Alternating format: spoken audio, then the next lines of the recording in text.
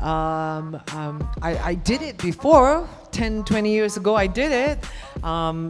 It's happened like somebody said some really horrible things to you and said you'll never make it, whatever. And then 10 years later, you're still working and you're da-da-da.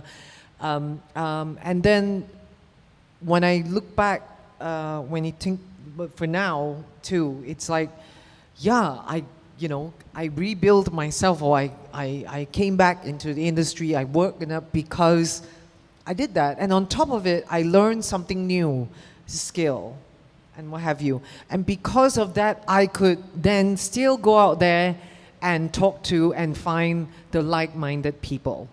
So I think that is probably, that's the first thing that spearheads me, because, and also the love of it.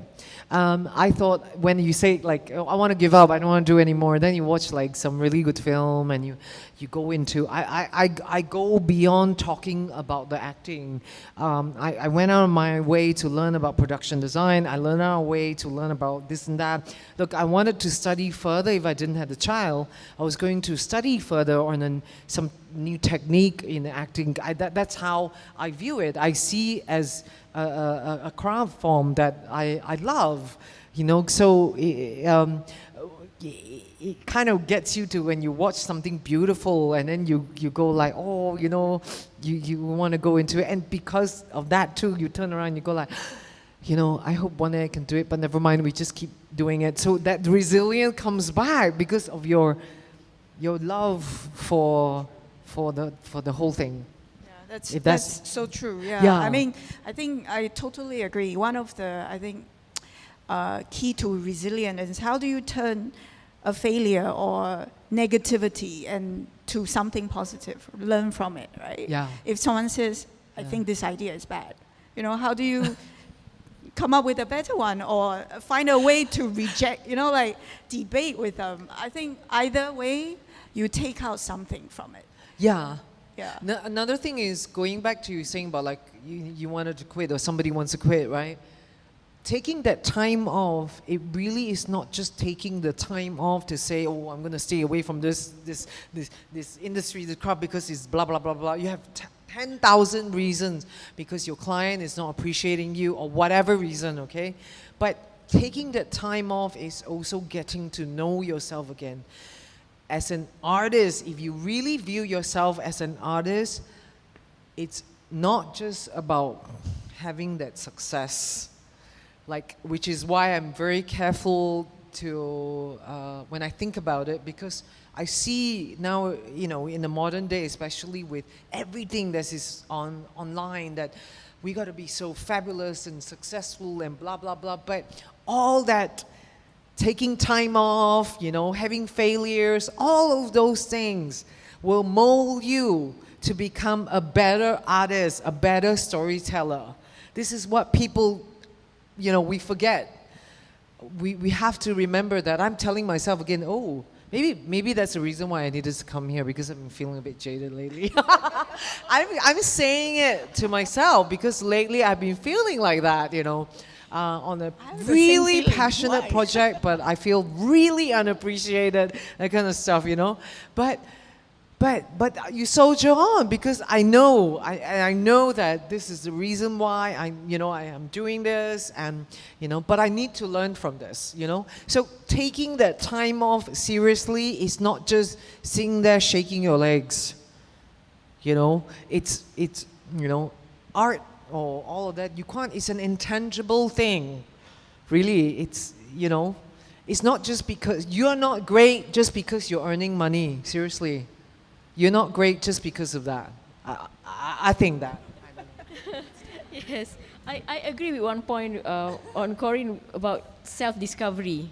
Yeah, you must to know yourself, and that is how you build resilience. Because, okay, honestly, at one point when I started in this career, I felt a bit left out one way or the other, because I don't smoke with the boys, I don't drink with the boys. You don't have a tattoo? No. Do you? Yeah. Yes. We must have a tattoo. So we are really like, these women in the corner at one point, for me especially, right? So, imagine like you always somehow when they go out for drinking or smoking, and they just come, oh, we have this great idea, you know, Nurul, like blah blah blah, and I was like, but I wasn't there to brainstorm. And I mean, it was really that kind of feeling most of the time, a lot of time. So the moment I took a break, right, I feel that is when I know who am I, what I'm good at, and how I can contribute to the team. And you don't have to behave like them Yes. to contribute. I think that's easy to say, and I know it's hard when you are, especially in Asia, right? We are more communal. You know, like it's we are gentler. You know, we are never taught to just don't care about people. We care. So. You know, in advertising, do you have the kelompok kind of crony as well, right? You know, that means it's like crony, like, you know, the gang this and gang that, and if you're not really in my gang, so I don't really like you, or I'm not going to give you the job. Do you have that? No, actually. Depends which company, is it? Oh my God, see all the posts. Okay, no, actually You're no, not cool honestly. enough group, is it? No, honestly, I've been in agencies that are quite good. They are fair, yeah. So it's not like if you don't smoke cigarettes, you're not cool and you can't do the job, no, right? Yeah.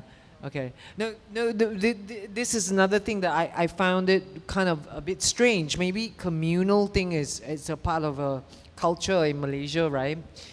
I have friends, but I'm not the kind of person who needs friends 24/7. I do need my solitary time to think, to rest, maybe to do my whatever thing as my personal growth, right?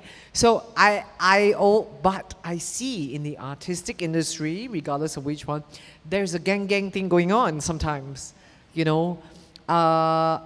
I don't know about you guys. I tend not to like doing that. If I connect with someone, I connect.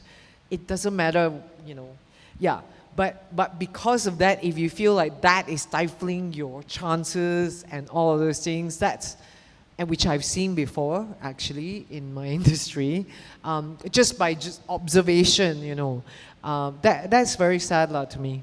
If people are judging us based on are we close enough with them or hanging out with them enough. I think the Malaysian equivalent, maybe it's the lunch, right? Yeah. Who do you have lunch with?